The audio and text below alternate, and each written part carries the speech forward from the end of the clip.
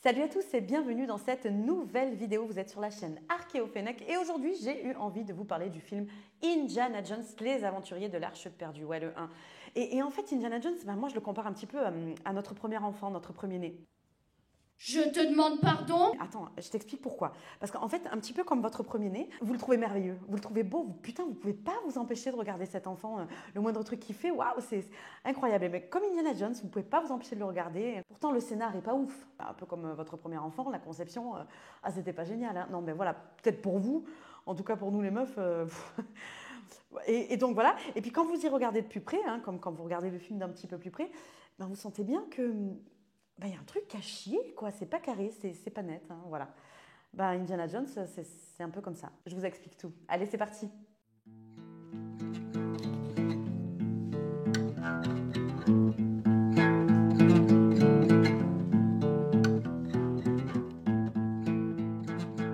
Indiana Jones sort en 1981, 4 ans après Star Wars. Ouais, parce qu'en fait, voilà, moi, il faut que je vous explique. C'est mes repères un petit peu Star Wars. C'est mon repère de sortie de film. Donc, en général, moi, c'est. Voilà, non, parce qu'il y en a qui disent avant JC, après JC, comme je ne sais absolument pas qui c'est, je préfère me référer à quelque chose de plus concret, vous voyez. Donc, c'est pour ça que je dis 4 ans après Star Wars. Bon, bref, George Lucas, en fait, il va créer un personnage totalement unique, vivant des aventures extraordinaires. Il va en faire le film culte que l'on connaît tous. Enfin, j'espère qu'on le connaît tous, vraiment. Et à l'époque, en fait, le film a totalement cartonné. Il a été le film le plus rentable à sa sortie. Et il a même reçu 5 Oscars, dont un pour les effets sonores. Ah non, mais c'est drôle ça. Hein. Ah ouais, non, mais on est tous morts de rire, là. Hein. Ouais. On va peut-être continuer, du coup. C'est donc Spielberg qui va réaliser le film. Et si vous ne savez pas qui sont ces deux personnes, sans déconner, barrez-vous. Spielberg va donc insuffler en fait au personnage Indiana Jones une double personnalité. Donc vous allez avoir d'un côté le Indy aventurier, son fouet, son chapeau, qui va chercher des trésors. Et puis vous allez avoir le professeur Jones, un petit peu plus propre sur lui, hein, un petit peu plus beau gosse avec son costume et voilà. Et cette double personnalité en fait qu'on retrouve chez Indiana Jones, elle n'est pas là pour rien. Ça fait penser aux comics. Vous savez, les personnages souvent ils ont une double personnalité dans les comics.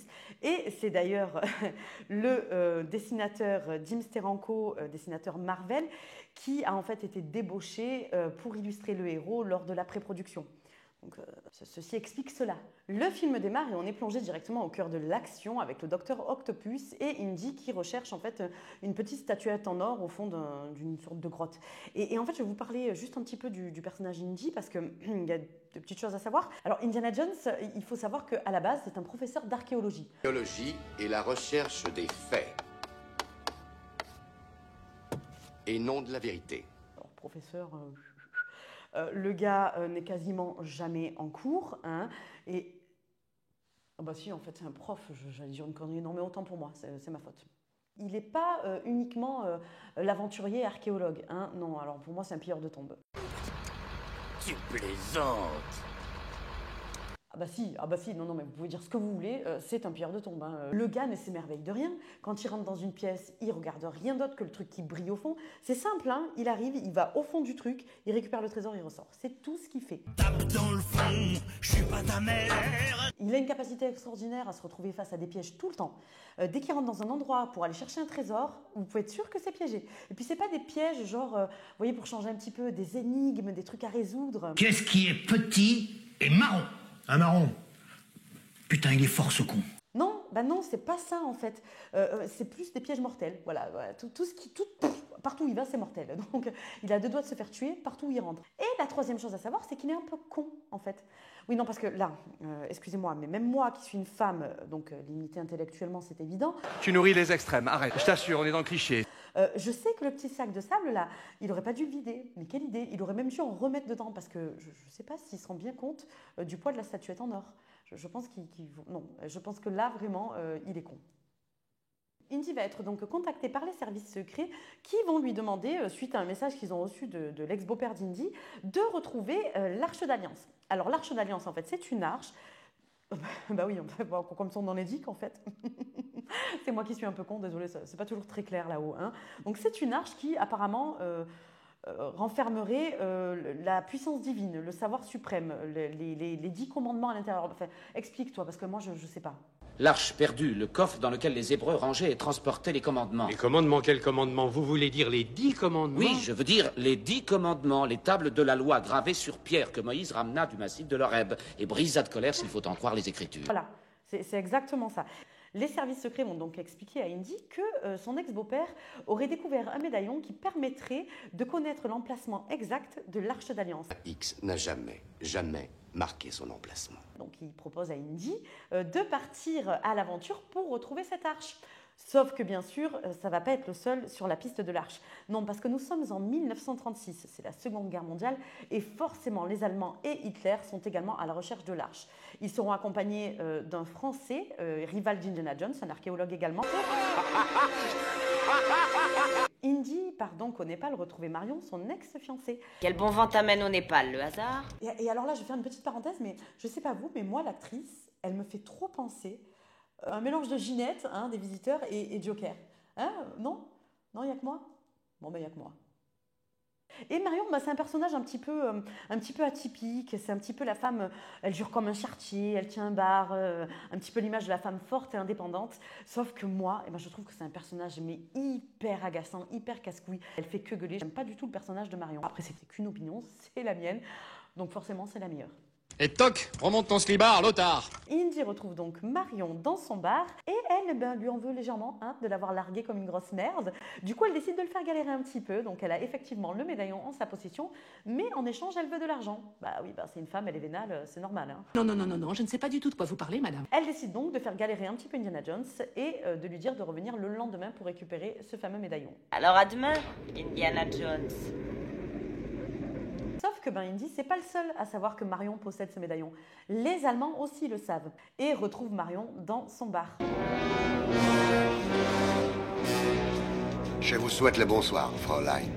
S'ensuit des menaces de mort contre Marion, qui a deux doigts de se faire cramer la gueule par le binoclard. Là. Et alors, on va s'arrêter 2 petites minutes sur les personnages là. Alors déjà, j'aimerais parler de ce gars là. Il faut m'expliquer un petit peu le projet sur ce mec. Est-ce qu'il s'est mangé un bus en pleine gueule? Est-ce qu'il s'est fait piquer par quelque chose? Il a fait une réaction allergique? J'en sais rien. Ou est-ce que c'est le maquillage qui est complètement raté? Non, il faut en parler, non? Non? Non, personne, non. Personne n'en parle alors, tant pis. Et puis, alors, excusez-moi du peu, mais eux, on sait que c'est les méchants. Parce que c'est quand même bien marqué sur leur gueule que c'est des méchants. Hein. Je pense qu'il n'y a même pas besoin de le dire. On sait direct qui c'est. Je suis le méchant et je veux tuer la gentille. Indy vient sauver Marion, alors on ne sait pas d'où il sort, mais il vient l'aider, il débarque, c'est évident. Il vient l'aider et le bar prend feu, tout crame, le médaillon tombe dans les flammes. Et là, le binoclard, parce que ça fait 1 heure que le médaillon est en train de cramer, lui, il se dit, moi je peux l'attraper à la main. Non, parce que voilà, donc l'Allemand essaye de récupérer le médaillon à la main, non, parce que voilà, le feu, lui, tout ce qui brûle, là, ça le connaît,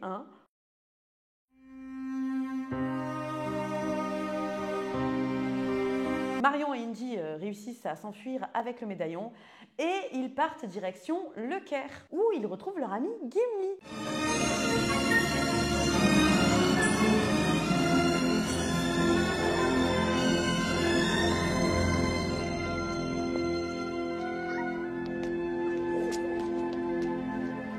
Non mais je sais que c'est pas Gimli, je suis bien au courant, mais moi j'aime bien faire des petites rêves comme ça parce que j'adore l'acteur et le personnage. Il décide donc de visiter un petit peu le Caire, parce que voilà, c'est sympa. Et il tombe sur 10 connards. Et alors là, j'ai envie de vous dire, heureusement, putain, qu'il y a Marion pour aider Indy à se défendre.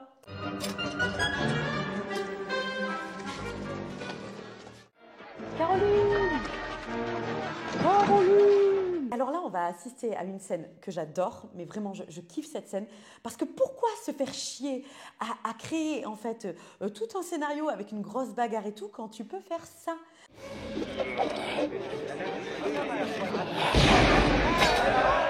Alors, il faut savoir qu'en fait, à ce moment-là, Harrison Ford, en fait, avait la Tourista, que sur l'équipe de tournage, beaucoup avaient chopé la Tourista, et il était malade, et c'est pour ça qu'ils ont écourté cette scène. Mais moi, je dis, heureusement, moi, je suis contente qu'il... Ah non, je suis pas contente qu'il soit malade, je suis pas méchante. Quoique si, un peu quand même, parce que sinon, on n'aurait pas eu cette scène. Alors, peut-être que si, en fait, un petit peu. Cette scène, elle est aussi extraordinaire parce que dans la vraie vie, c'est ce qui se serait passé. C'est ce que toute personne normale aurait fait finalement. Non mais c'est la seule scène un petit peu réaliste du film finalement. Putain, la salope. La bagarre se poursuit et Marion en fait, Marion explose. Je sais pas pourquoi je souris quand je dis ça. Bon ben voilà, Marion est morte, elle crève. Et Indy, ben lui, boy de triste. Hein, et comme tout homme, eh ben, il se rabat un petit peu sur l'alcool et le petit singe, quoi. Tu vas prendre cher, toi. Comme c'est pas non plus un grand sensible, hein, Indy, il va pas pleurer trop longtemps non plus, hein, non, parce que Marion, finalement, ce n'était qu'un trou. Hein. Mais c'est pas possible d'entendre des conneries pareilles! Bah quoi, c'est vrai! Il décide quand même d'aller récupérer l'arche, parce que c'était ce qui lui importait le plus à la base, hein, c'était l'arche, pas Marion. Donc il va essayer de trouver quelqu'un pour traduire son médaillon. Non, parce que c'est vrai que depuis le début, le gars est capable de lire toutes les langues mortes de la planète, hein, avec une facilité déconcertante, mais là, le petit médaillon, il n'arrive pas à traduire. Oh, dis, arrête un peu, tu veux? Donc il faut qu'il aille trouver Skippy, hein, qui va lui traduire finalement ce qu'il y a écrit sur le médaillon. Et l'emplacement de la porte des âmes. Il va donc se rendre à la porte des âmes, descendre dans le trou, et là, il va tomber sur un mastermind géant. Voilà. Puis bon, comme il aime bien jouer au mastermind, hein, il va tâter un petit peu le terrain, hein, caresser un petit peu les trous, voilà, là comme ça. Et puis, au bout de 30 secondes, il va trouver le bon trou. Alors, trouver le bon trou pour un homme du premier coup, c'est pas si facile. Hein. L'emplacement de l'arche lui est enfin révélé. Indiana Jones sait exactement où maintenant il doit creuser. Et c'est normal, là, à ce moment-là, eh ben, de ne pas être discret. Bah oui, mais c'est évident, hein, on est d'accord là que le gars il réfléchit pas 2 minutes de dire aux autres de fermer leur gueule pendant qu'ils creusent, histoire que l'emplacement soit pas révélé à tout le monde. Non, parce que c'est pas qu'eux, mais ils sont pas tout seuls autour. Hein. Non, eux ils chantent, ils s'en donnent à cœur joie, voilà, et ils creusent.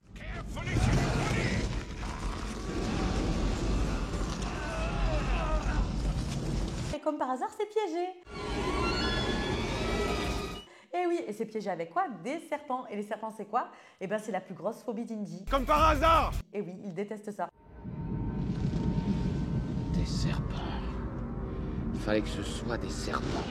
Et pendant qu'Indy, lui, il s'occupe de ses serpents, Marion, elle s'occupe d'un tout autre serpent. Voilà, parce qu'en fait, elle n'est pas morte, Marion. C'était pas du tout prévisible. Hein, et puis, elle a été prise en otage par, en fait, le français et par les Allemands. Et elle essaye de s'en sortir comme elle peut. Hein, voilà, bon, elle a l'air de quand même bien s'éclater, hein, à picoler, à bouffer. De toute façon, ces meufs, dès que tu leur payes une robe et que tu leur offres à bouffer, eh ben, elles te... Putain, mais pourquoi tu me censures là? J'allais pas dire sus. Non, mais j'allais dire, elle te tourne le dos. C'est bon, je peux continuer? Indy arrive à sortir l'arche avec l'aide de Salah hors du tombeau, sauf que lui, Salah est sorti, mais Indy reste coincé. Et il reste coincé pourquoi? Parce que 2 heures avant, il avait chanté. Bon, on va pas revenir là-dessus, ça m'énerve assez comme ça, j'ai du mal à comprendre. Mais voilà, les Allemands et le Français l'ont retrouvé et il se retrouve pris au piège au milieu des serpents. Et pour pas qu'il se retrouve trop seul, les Allemands, qu'est-ce qu'ils décident? Ils décident de jeter aussi Marion dans le trou. Voilà. Alors là, voilà, moi j'aime beaucoup cette scène. Hein, je pense on devrait garder cette scène. C'est le meilleur profil de Marion. Hein, on est d'accord, il y a juste trop de couches, mais bon, ça c'est un détail quoi. Marion tombe donc dans le tombeau et comme à son habitude, elle gueule.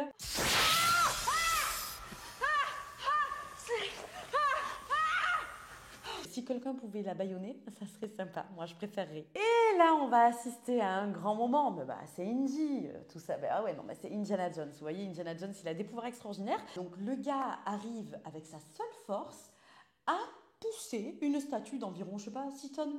Alors bon, moi quand ils ont sorti l'arche, j'ai rien dit. Hein, non mais le bordel, hein, il faut quand même le rappeler, est en or massif, hein, des poignées jusqu'au couvercle. Mais ok, allez, disons que ça passe. Hein. Là, la statue, vous regardez déjà le gars, quand il monte dessus, elle bouge, alors que le bordel est censé tenir quand même toute la structure, mais ça bouge, ok. Mais on nous prend quand même pour des jambons, on nous prend quand même pour des cons. À quel moment tu arrives à faire ça? Et puis alors, on est d'accord que même pas une petite larmichette d'avoir détruit un vestige.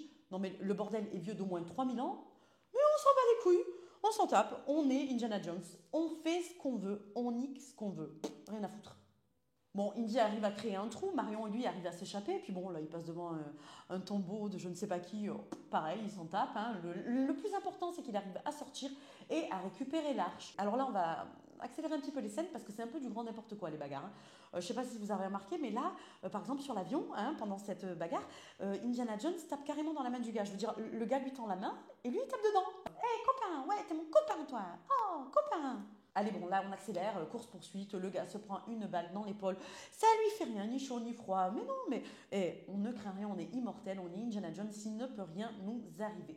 Marion et Indy arrivent à récupérer l'arche et grâce à ça là, ils arrivent à embarquer sur un bateau avec des pirates.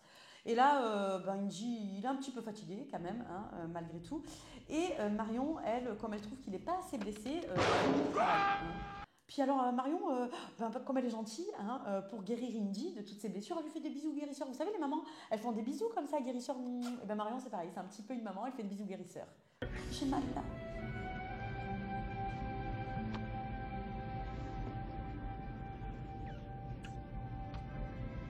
Et sur la bite aussi. Bien évidemment, les Allemands finissent par rattraper Marion et Indy. Marion se fait prendre, de toute façon, celle-là, dès qu'elle peut se faire prendre, elle est volontaire. Et elle se retrouve dans un sous-marin. Indy arrive à monter, on ne sait pas comment, toi tu peux essayer, tu n'y arriveras pas, mais lui il y arrive dans le sous-marin. Et là, en fait, moi j'ai eu l'impression de voir Gérard Jugnot. Ouais, c'est une info inutile, je sais, mais je vous emmerde. Indy arrive à infiltrer le sous-marin et à se faire passer pour un Allemand, parce que bien sûr, il veut vite aller récupérer sa promise.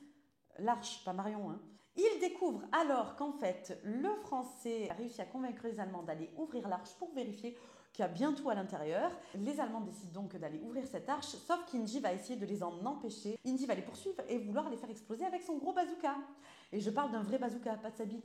Non, parce que c'est vrai que moi, des fois, je donne ce surnom à... J'en étais où ?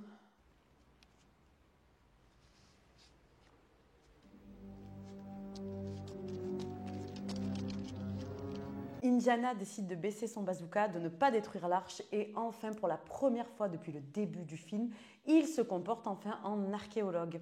Il est donc capturé avec Marion et l'arche est ouverte. Et la puissance divine est libérée, tuant absolument tout sur son passage de façon totalement dégueulasse.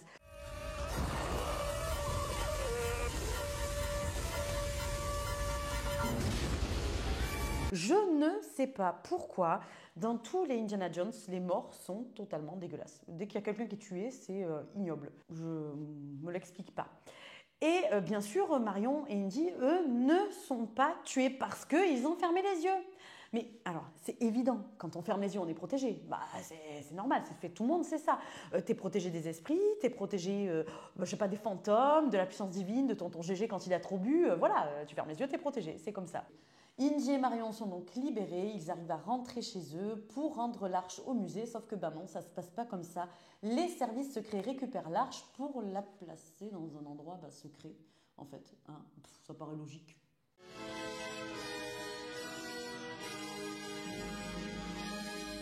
Donc Indy est totalement dégoûté, il a fait tout ça pour rien, il est triste, mais il a toujours Marion pour se réconforter, pour se consoler. C'est toujours ça de prix, vous me direz, enfin de prise du coup. Le film se termine donc là, et si on y regarde de plus près, en fait on s'aperçoit que Indiana Jones ne sert à rien dans l'histoire. Indiana Jones plays no role in the outcome of the story. Like, if he weren't in the film, it would turn out exactly the same. C'est vrai que je suis restée sur le cul parce que je m'étais même pas aperçue de ça, que vraiment, même qu'Indy soit là ou pas, c'est pareil. C'est du cinéma d'évasion et c'est comme ça qu'on l'aime. Mais quand on y pense, c'est du génie en fait. Mais c'est juste génialissime parce que arriver à créer un personnage que tout le monde connaît, que tout le monde aime, aussi charismatique, emblématique, enfin tout ce que vous voulez, il est extraordinaire ce personnage. Mais que dans l'histoire, il n'apporte rien. Il n'apporte rien à l'histoire concrètement, mais il porte l'histoire. Oh putain, c'est beau ce que je dis. C'est bon, on comprend rien en fait. Ta gueule. Voilà, c'est la fin de cette vidéo. J'espère qu'elle vous a plu. N'hésitez pas à vous abonner, à partager, à mettre un petit commentaire. Merci d'être resté jusqu'au bout parce que c'est pas forcément évident de m'écouter parler, je le sais. D'autant que j'ai même pas de décolleté, donc c'est pas marrant pour vous. Promis, la prochaine fois, je ferai attention à ça. Je mettrai un décolleté parce que c'est vrai que du coup, c'est pas pareil. J'espère que ça vous a plu. Je me suis installée un petit peu ici.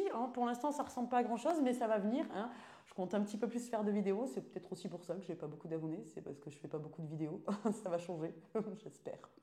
Voilà, bah écoutez, moi je vais retourner faire à manger dans la cuisine à ma juste place. Hein.